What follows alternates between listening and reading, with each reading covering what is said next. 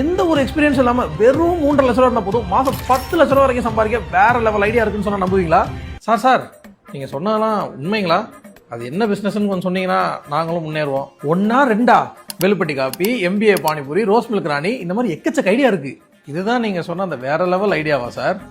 டேய், நீ சொல்லி இந்த பிரான்சைஸை எடுத்து யாராச்சும் முன்னேறி நீ பாத்திருக்கியாடா? இல்ல நீ தான் இன்வெஸ்ட் பண்ணிருக்கியாடா? இல்ல அட்லீஸ்ட் அந்த பிரான்சைஸ் அக்ரிமெண்ட்டையாவது படிச்சு பாத்திருக்கியாடா? இல்ல இப்படி எதுவுமே பண்ணாம என்ன கூந்தலுக்குடா கூவி இந்த பிரான்சைஸ் எல்லாம் விக்கிறீங்க? அப்பதானே காசு வரும். யாருக்கு? அந்த பிரான்சைஸ்க்கா? இல்ல எனக்கு. பச்சளை புடுங்கி நீ சம்பாதிக்கணும்னா நீ தொழில் பண்ணு. போற வரவன் தலையில மிளகா அரைக்கிற. ஆனா எதை வேணா மன்னிச்சிடும்டா. ஆனா 3.5 லட்சத்தை 3500 ரூபா மாதிரி வெறும் 3.5 லட்சம் சொன்ன பாரு, அதை மட்டும் மன்னிக்கவே மாட்டேன்டா. அதெல்லாம் விடுங்கண்ணே.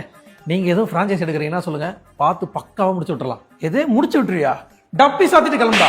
டேய் இப்படிலாம் பண்ணன்னு வச்சுக்கடா, நாசமா போயிருவடா, அழிஞ்சு போயிருவ. இந்த எண்ணத்தை மாத்திக்க.